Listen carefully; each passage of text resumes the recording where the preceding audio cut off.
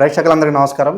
ఈరోజు మన స్టూడియోలో ప్రముఖ ఆధ్యాత్మికవేత్త ఆస్ట్రాలజిస్ట్ డాక్టర్ ముల్లపూడి సత్యనారాయణమూర్తి గారు ఉన్నారు. గురుగారితో మాట్లాడదాం. నమస్కారం గురుగారు. నమస్కారం మణికంఠ గారు. గురుగారు, జ్యేష్ఠ మాసంలో ఏరువాక పౌర్ణమి ఈ రోజుకి ఎంతో ప్రత్యేకత ఉంది. ఏంటి దీని ప్రత్యేకత? రైతులు ఈ రోజుని ఎలా వినియోగించుకోవాలి, అలాగే ఆర్థిక కష్టాలతో ఎవరైతే బాధపడుతున్నారో వాళ్ళు ఈ రోజుని ఎలా వినియోగించుకోవాలి గురుగారు? ఏరువాక పౌర్ణమి అనేటటువంటిది గొప్ప పండుగ. మొత్తం సమస్త పండగల్లో మనం దసరా చేస్తాం. దసరా అనేటటువంటిది కేవలము క్రిముల నుంచి రక్షించుకోవడం కోసం దసరా టైంలో ఆషాఢ మాసంలో అమ్మవార్ల పూజలు చేస్తాం. అన్నీ ఏంటంటే ప్లేగ్ లాంటి వ్యాధులు, కలరా లాంటి వ్యాధులు వచ్చేవి, మసూచి ఇలాంటి వ్యాధులు అవన్నీ రాకుండా ఉండడం కోసం వీళ్ళు వెళ్ళి ఊరు పొలిమేరల్లో అంతా జల్లేసి వస్తారు.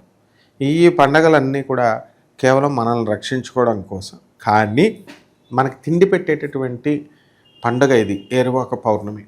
ఆ రోజు చక్కగా రైతులంతా కూడా పొలాలకు వెళ్ళి ఆ రోజు స్టార్టింగ్ పాయింట్ కింద నాగల్ని పూజించి జంతువుల్ని, ఆ ఎద్దుల్ని, ఆవుల్ని అన్నిటిని పూజ చేసి ఆ తర్వాత పొలాన్ని దున్నుతారు ఫస్ట్ టైంగా ఆ సీజన్లో. ఇక గ్రీష్మ ఋతువు అంతమైపోతుంది. గ్రీష్మ ఋతువులో జరిగేది ఇది. తర్వాత వర్ష ఋతువు వస్తుంది కదా, అందుకని ఈ లోపల దీనికోసం అని చెప్పేసి ఏరువాక పౌర్ణమి చేస్తారు.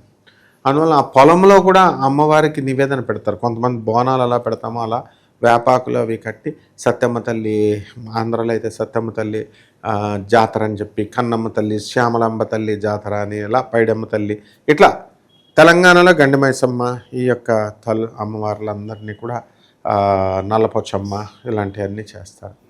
కాబట్టి ఏదైతేనేమి అమ్మవారి శక్తిని పూజిస్తారు. అంటే భూమాతకు పూజ ఆ రోజు. కాబట్టి ఎవరైతే ఇది కేవలం రైతుల పండుగ కాబట్టి మామూలు వాళ్ళు చేయకూడదు అంటే అనుకుంటారు. కాదు, ఇది అందరూ పూజ చేసేది, రైతులని కాదు. అయినా మనం అందరం కూడా రైతు బిడ్డలం మొట్టమొదటిగా కొన్ని సంవత్సరాలు, వందల సంవత్సరాలు బ్యాక్కి వెళ్తే. ఇక్కడ ఏం జరుగుద్దంటే ఈ రోజున ఉదయం తెల్లవారుజామున సూర్యోదయానికంటే ముందు నిద్ర లేవాలి, తలంటు స్నానం చేయాలి, శుభ్ర వస్త్రాలు ధరించాలి.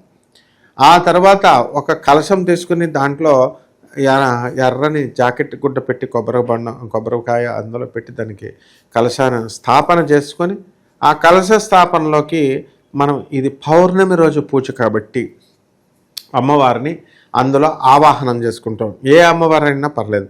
యా దేవి సర్వభూతేషు మాతృరూపేణ సంస్థిత నమస్తస్యై నమస్తస్యై నమస్తస్యై నమో నమః. తల్లి స్వరూపంలో ఆ యొక్క అమ్మవారిని పూజ చేస్తాం.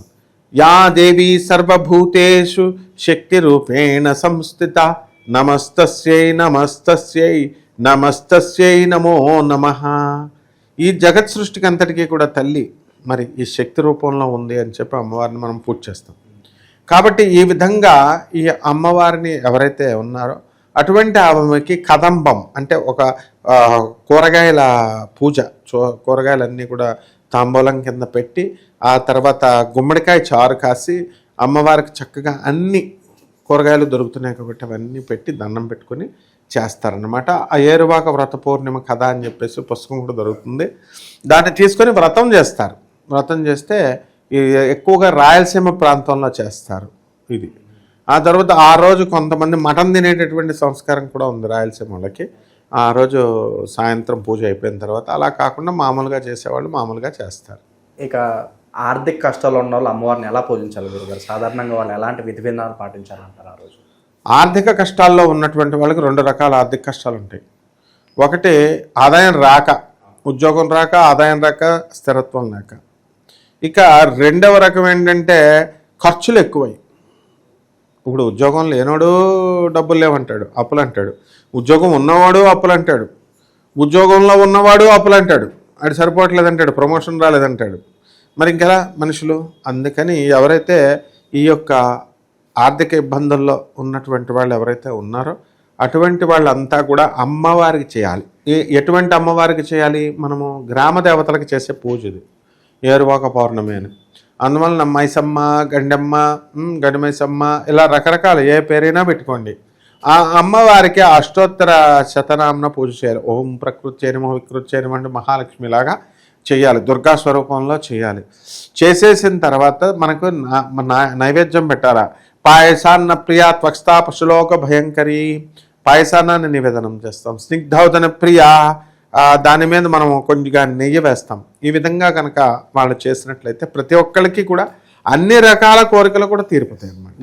గురుగారు సాధారణంగా ఇది జ్యేష్ఠ మాసం కాబట్టి ఏ ఆలయాలు మనం ఎక్కువగా సందర్శిస్తే బాగుంటుంది, అలాగే ఎటువంటి వస్తువులు దానం చేసుకుంటే బాగుంటుంది అంటారు?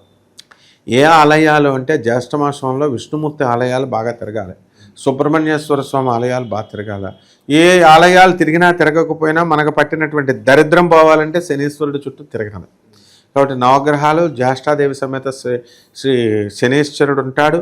అటువంటివన్నీ కూడా నవగ్రహారాధన చేసుకుంటూ మనం, లేదంటే విష్ణుమూర్తి జ్యేష్ఠ నక్షత్రం బుధుడికి అధిపతి కాబట్టి బుధుడు మన విష్ణుమూర్తి రామ కృష్ణ విష్ణుమూర్తి ఆలయాలు తిరుగుతూ వాళ్ళ యొక్క లలితా సహస్రము అష్టోత్తరాలు చదివితే సరిపోతుంది. ఎప్పటి నుంచో పెళ్లి కాకుండా ఇబ్బంది పడుతున్నారు, స్పెసిఫిక్గా ఈ జ్యేష్ఠ మాసంలో ఏదైనా పరిహారం చేసుకుంటే వెంటనే వివాహం అవడానికి ఛాన్స్ అని ఉంటుంది గురుగారు? ఈ ఏరువాక పౌర్ణమి పూజ చేసుకుంటే వివాహాలన్నీ కూడా అయిపోతాయి అన్నమాట. అంటే నమ్మకం ప్రధానం. వీళ్ళు చేసే పూజకి ప్రొసీజర్ 2 అగరత్తులు పెడుతున్నాడా 4 పెడుతున్నాడా అని చూడదు అమ్మవారు. అలాగే 2 ఒత్తుల 4 ఒత్తుల అని చూడదు. అలాగే ఇంత పాయసాన్నం పెడుతున్నాడా ఇవన్నీ కూడా చూడదు. మంచి మనసు చూస్తుంది, శ్రద్ధ చూస్తుంది, భక్తి చూస్తుంది. కాబట్టి ఈ రకంగా ఈ యొక్క ఏరువాక పౌర్ణమి చేసుకున్నప్పుడు అనేక రకాలైనటువంటి సమస్యలు ఉన్నటువంటి వాళ్ళ సమస్యలన్నీ కూడా పోతాయి. ఏరువాక పౌర్ణమి గురించి మాకు ఎన్నో విశేషాలు తెలియజేశారు గురుగారు. ధన్యవాదాలు. ధన్యవాదాలమ్మా.